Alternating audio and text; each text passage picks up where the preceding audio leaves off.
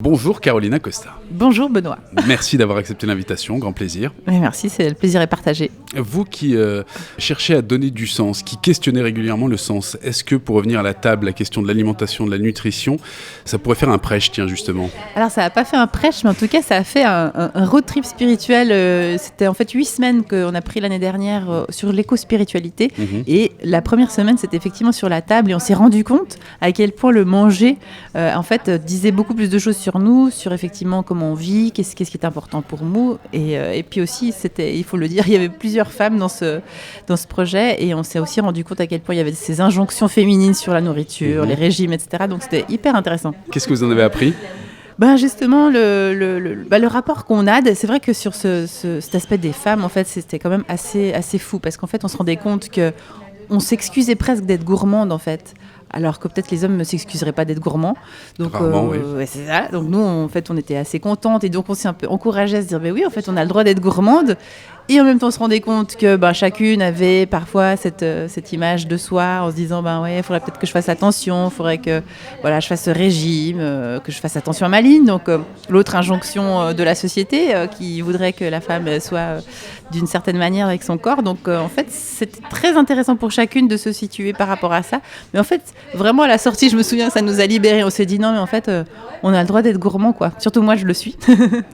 Et puis en même temps, de faire attention à soi, mais pas par injonction, d'essayer de se détacher de ce que la société attend de nous, en fait. C'est ça toujours le plus difficile pour les femmes aujourd'hui, je crois. Notamment en particulier, disons, pas pour plein de gens sur d'autres choses. Mais... La question de l'alimentation, de la nutrition, ça a été une valeur familiale ? Alors chez nous, c'est vrai que moi j'ai ma famille italienne, donc l'art de la table, le manger ensemble, la convivialité, c'est hyper important. J'ai appris à faire des pâtes, notamment avec mon père, qui est un très bon cuisinier, qui adore la nourriture, donc moi j'aime beaucoup cuisiner. Rendons-lui hommage. Voilà, absolument. Et en même temps rendre aussi hommage à ma mère qui a cuisiné toute sa vie pour nous. Et comme dit mon père depuis qu'il est à la retraite, maintenant c'est mon tour, donc ma mère ne cuisine plus. Ma mère qui cuisinait plutôt pour, comme elle disait, pour la survie. Donc, pour le quotidien. Donc. Elle cuisinait très bien, mais c'est vrai que j'avais jamais remarqué ou j'avais jamais conscience du fait qu'elle cuisinait. Enfin, c'était pas un plaisir pour elle, quoi. Elle faisait manger parce qu'on devait manger. Donc j'ai un peu ces deux leviers, mais c'est vrai que chez nous, dans ma famille en tout cas, se rassembler autour de la table, c'est hyper important. C'est vraiment le lieu où on se parle, où on va se dire des choses, où ça nous rassemble. Ouais. Mère danoise, il y avait une variété de saveurs avec père italien et mère danoise ou Oui, alors effectivement, la particularité des plats danois, c'est que tout est beaucoup à base de patates. Forcément, c'est un pays qui est au nord, il y a peut-être moins de diversité culinaire, et donc patates et beurre. Ce qui toujours scandalise aussi mon mari qui lui est espagnol, puisque dans le sud, évidemment, c'est plutôt l'huile. Donc moi, j'ai découvert les gâteaux faits à l'huile à la place du beurre.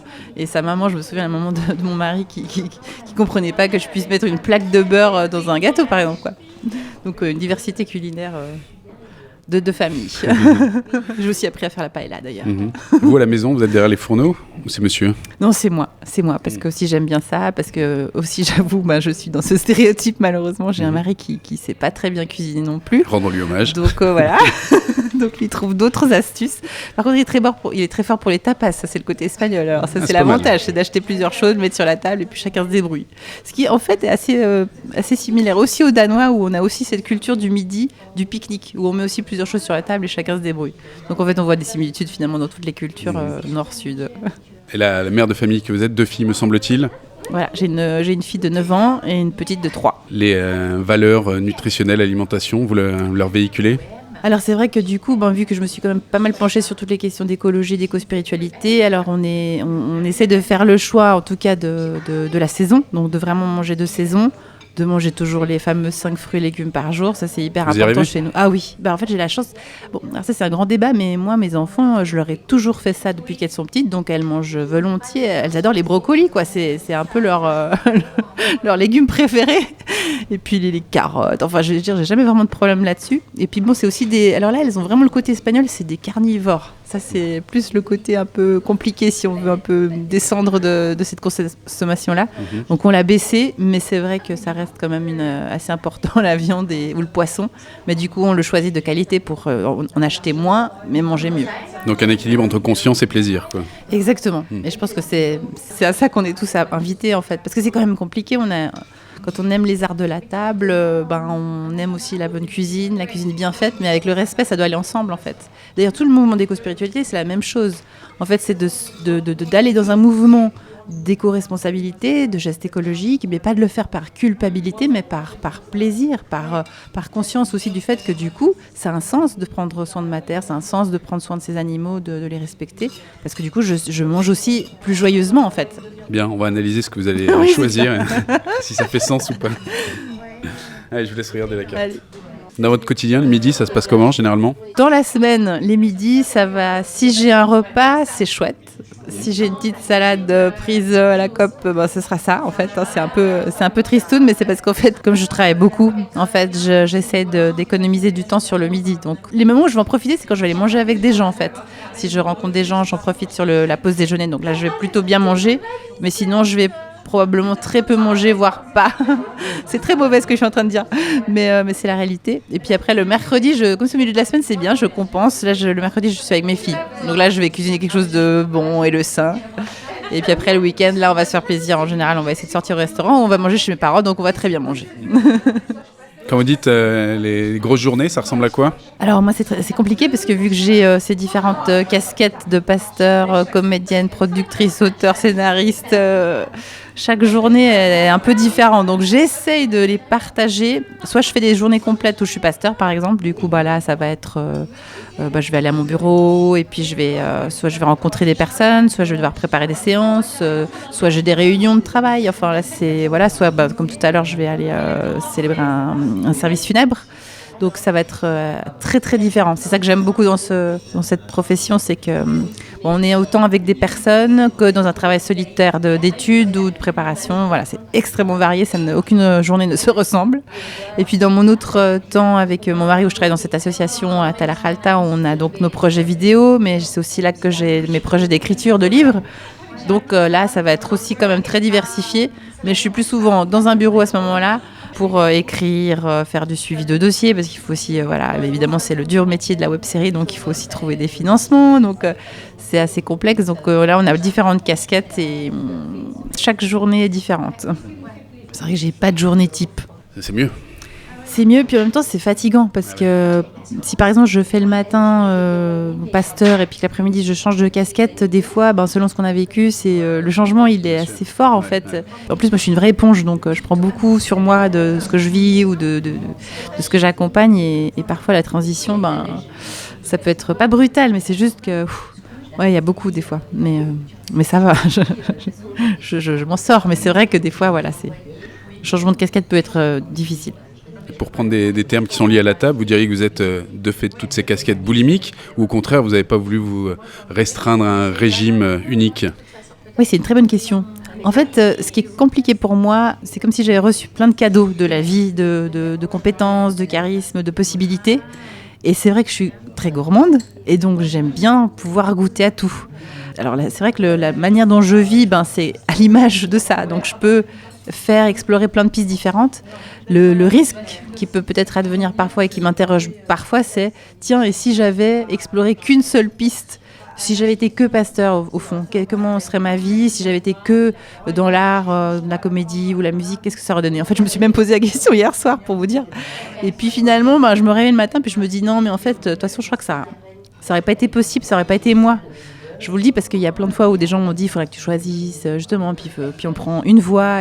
Mais en fait, je pense que le fait que je fais toutes ces voies, c'est ce qui fait que tout se développe d'une certaine manière, parce que ça peut pas être autrement, en fait. Le terme pasteur rock'n'roll, ça vous convient ? Oui, alors il y a quelqu'un qui m'a qualifié, je me suis dit c'était intéressant. Il m'a dit en fait tu es une pasteur pop. Et je me suis dit ça me correspond bien, pop, parce que c'est populaire, au sens de accessible, compréhensible pour tous. Et simple, et voilà. Et ça, je me dis, oui, c'est tout à fait moi. Et il y a un côté flashy aussi dans le pop. Oui. Oui, mais ça, je pense que ça me vient du travail avec l'image, en fait. Et c'est vrai que plusieurs fois, je me suis dit, j'ai besoin, mais pour moi, pour ma santé mentale et émotionnelle personnelle, dans cette institution quand même très ancienne, de me souvenir d'où je viens. Donc, juste pour l'anecdote, par exemple, j'avais décidé le jour où je me suis fait consacrer dans le temple de Saint-Pierre, la cathédrale, avec tout le décorum habituel qui suit ce genre d'événement, je me suis dit, il faut que je mette mes baskets rouges. Parce que j'avais juste besoin de me dire, je suis là, je fais partie de cette histoire, mais je suis aussi autre chose, et je veux me démarquer, j'ai besoin de me démarquer parce que je ne veux pas me conformer trop. Et je me dis, mais c'est pas anodin. Et d'ailleurs, comme de même que la nourriture dit quelque chose de nous, en fait, nos codes vestimentaires aussi nous racontent. Donc c'est vrai que j'ai tout de suite aussi adopté, que j'avais envie d'être colorée, mais ça c'est mon caractère, parce que j'ai effectivement envie que tout mon être transmette cette joie que je ressens profondément pour la vie, l'amour qui est permanent. Alors on a une petite tradition en famille. Alors bon. On va pas échapper à la bénédiction. Non, ce qu'on fait en fait dans notre famille, c'est qu'on se met avec mes enfants, là, on se prend les mains. On va le faire à la bonne mode, rassurez-vous. Alors c'est pas la bénédiction au sens de la bénédiction classique religieuse, mais en fait on peut juste honorer et dire merci aux cuisiniers, remercier toutes les personnes qui ont contribué à faire pousser tous ces ingrédients aussi qui sont dans notre assiette et toutes ces personnes qui sont dans la cuisine et qui ont cuisiné pour nous. Merci beaucoup. Alors ça me va très bien, je cautionne et je remercie également. Amen. Alors figurez-vous que j'ai appris que la grand-mère du patron du restaurant qui nous accueille aujourd'hui était pasteur. Dans les années 60. Bah voilà, c'est incroyable. Simone Frutiger, rendons-lui hommage également. Eh ben voilà, merci à elle. C'est pour ça que je suis croyante en fait. C'est parce que il y a toujours un truc, un petit détail. Et si on s'en rend pas compte, en fait, parce qu'il y en a tout le temps ces détails en fait. C'est juste que si on n'a pas l'attention dessus, on se rend pas compte qu'on est toujours accompagné en fait. Il y a toujours quelque chose qui vient nous donner une petite information, un petit cadeau, un petit message. Toujours. Bon appétit. Bon appétit. Femme, pasteur, pop qui plus est, on vous a mis des obstacles? Alors moi je suis une grande résiliente, donc en fait j'ai tendance à oublier. Mais si je regarde la vérité en face, bien sûr j'ai eu beaucoup d'obstacles. En fait j'en ai eu beaucoup plus que ce que j'ai bien voulu me dire à moi-même, je pense. Et puis maintenant que j'ai 40 ans, je me dis que j'assume mieux aussi de peut-être... Quelle nature les obstacles? C'est-à-dire qu'on dérange, et je dérange énormément de personnes évidemment, et je pense que du coup quand quelqu'un se démarque autant, et puis en plus avec les outils d'aujourd'hui, donc je suis hyper visible. Et forcément qu'au sein des églises, y a des personnes qui sont beaucoup plus conservatrices et que ça dérange.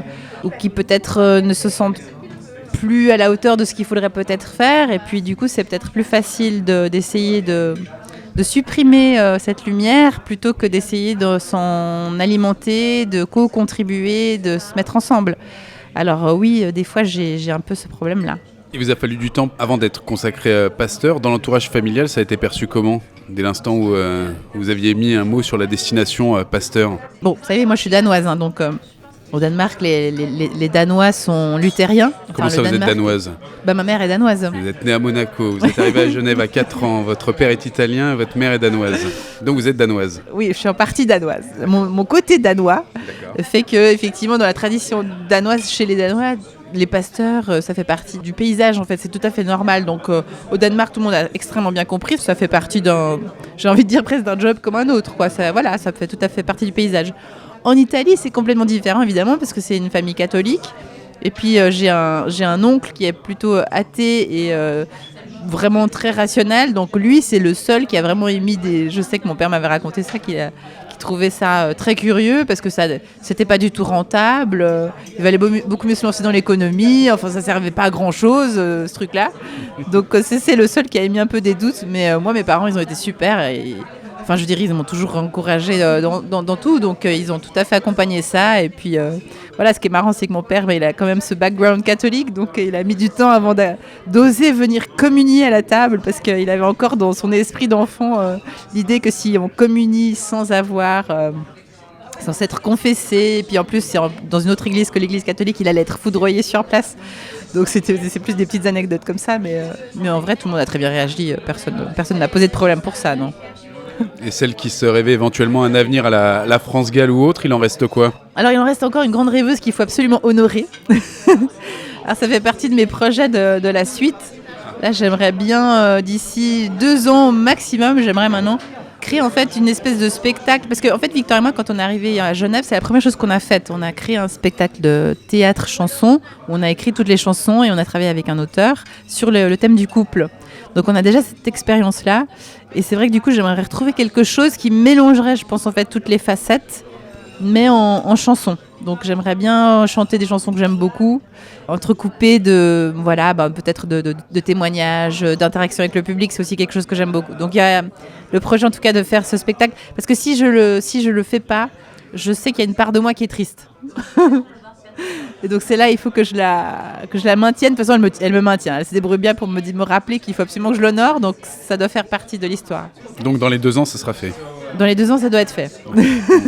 C'est noté, c'est enregistré. Voilà, c'est ça. Non, mais c'est compliqué parce que moi, en fait, j'ai jamais demandé à être comédienne. En fait, je suis devenue comédienne parce que mon mari m'a embarqué là-dedans, justement avec ce spectacle au départ, et puis après avec la série, en fait, Bienvenue chez nous au départ. Mais moi, j'ai jamais prévu d'être comédienne. En fait, c'est vraiment, ça m'est tombé dessus, quoi. La vraie personne dedans, c'était la chanteuse. Donc c'est celle-là qui a besoin de revenir. J'ai même un rêve un peu con. Ah, allez-y, j'adore. C'est de faire... parce que je me dis, mince, il y a quand même cette bonne sœur là qui a fait The Voice en Italie. Moi, j'aimerais bien faire la pasteur dans The Voice, quoi, c'est clair. Donc je vais essayer de tenter le coup quand même. Je vais essayer d'envoyer une candidature, on verra bien. Pourquoi pas. C'est enregistré également. Hein. C'est ça. Non, parce qu'en fait, en vrai, quand j'avais, je crois que j'avais 19-20 ans, j'ai fait le casting pour la Star Academy. La version 1 que j'aurais dû faire. Bon, c'est une longue histoire, mais en fait, j'ai été au casting, etc. Et puis tout le monde savait exactement qui j'étais. Enfin, j'avais plein de choses qui, après coup, m'ont fait comprendre qu'ils m'avaient déjà casté pour aller dans le programme. Mais quand j'ai senti ça, il y a quelque chose en moi qui a eu tellement peur, parce qu'on sortait quand même du loft. Je ne sais pas si vous vous souvenez, et le loft, c'est quand même hyper violent médiatiquement, etc. Et je pense que tant mieux pour moi, mais j'ai senti que ça allait être difficile pour moi d'être exposée autant. Donc en fait, j'avais commencé à répondre à toutes leurs questions, parce que j'avais senti aussi tout le côté psy, etc. Puis je me suis montrée pas trop arrangeante, et puis pas trop, genre que ça allait être compliqué de me formater en fait. Et du coup, j'ai pas fait, du coup, ils m'ont pas prise. Il y a une part en moi qui a décidé de pas le faire, mais aujourd'hui, je sais que si aujourd'hui je me retrouvais dans une émission comme ça, j'arriverais beaucoup mieux à le gérer, émotionnellement, sur tous les plans. Vous qui êtes adepte des groupes de parole, est-ce que la table, est-ce que le café, est-ce qu'un moment convivial, ça peut être un lieu propice pour votre fonction de pasteur?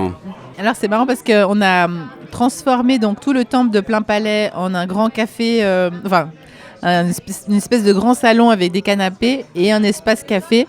Et c'est vrai qu'on a mis comme moment très important l'ouverture, donc avant le temps de la célébration, on va avoir un temps de café. Mais du coup, c'est un lieu de convivialité.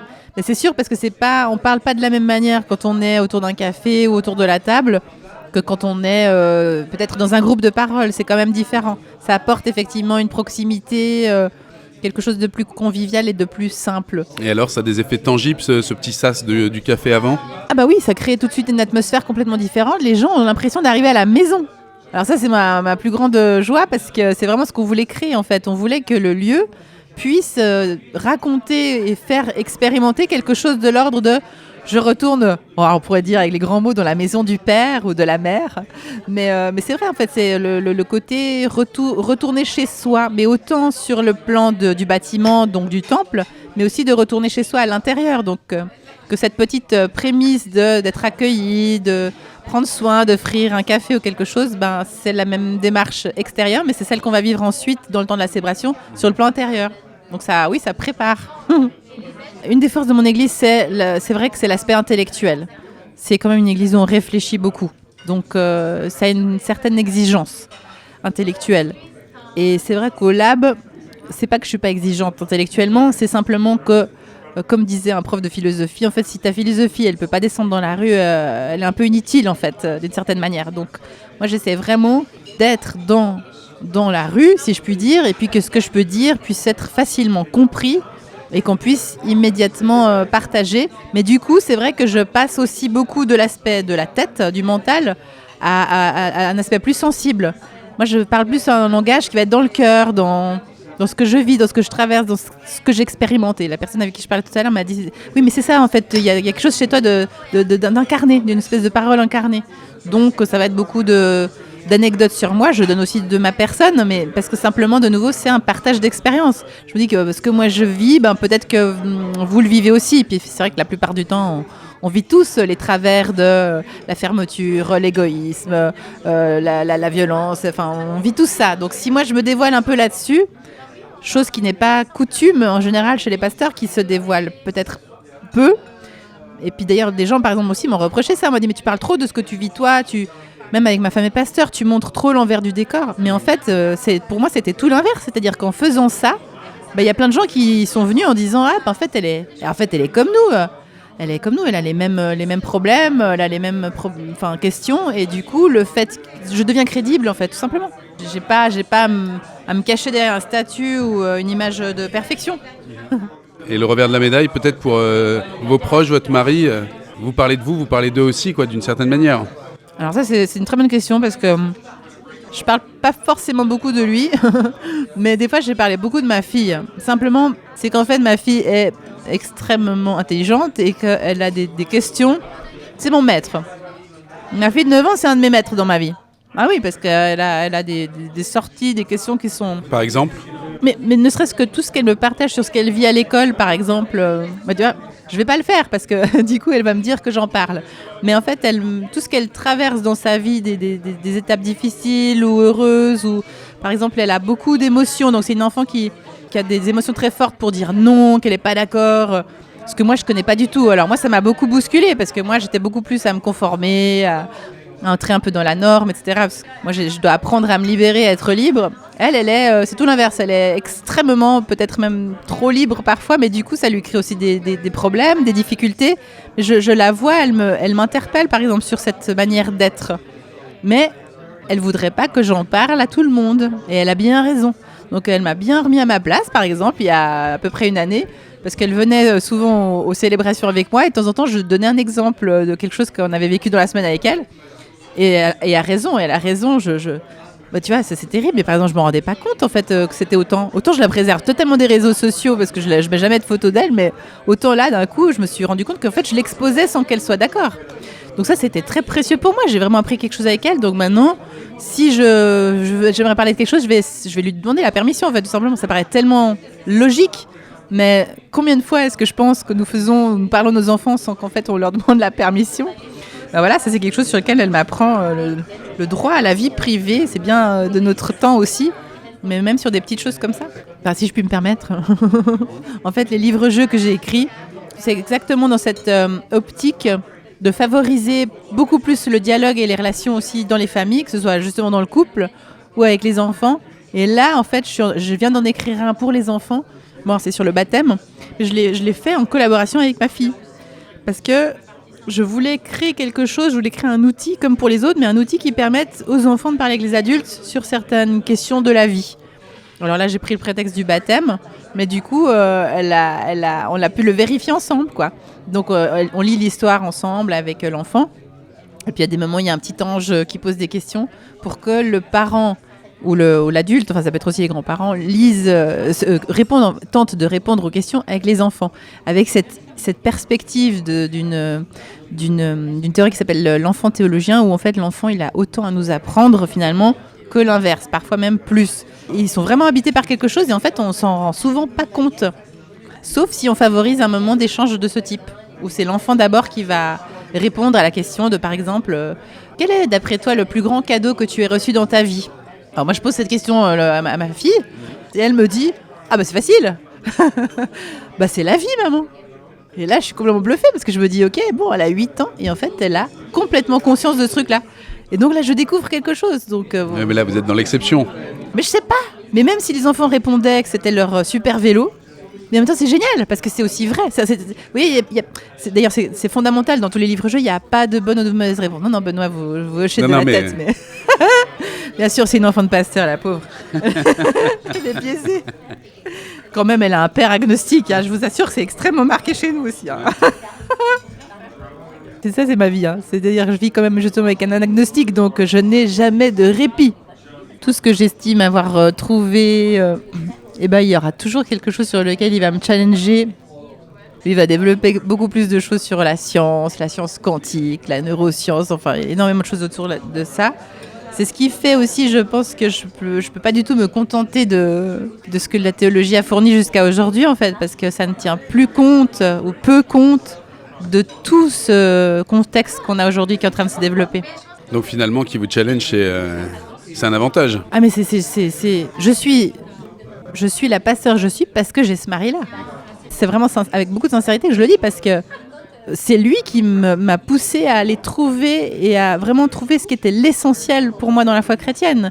Et finalement, l'essentiel que j'y trouve, c'est le même que pour lui en fait. Hein. C'est le même que probablement, j'émets l'hypothèse que du coup c'est pour tout le monde. C'est vraiment, c'est tellement bateau et à la fois tellement profond. Mais c'est l'amour.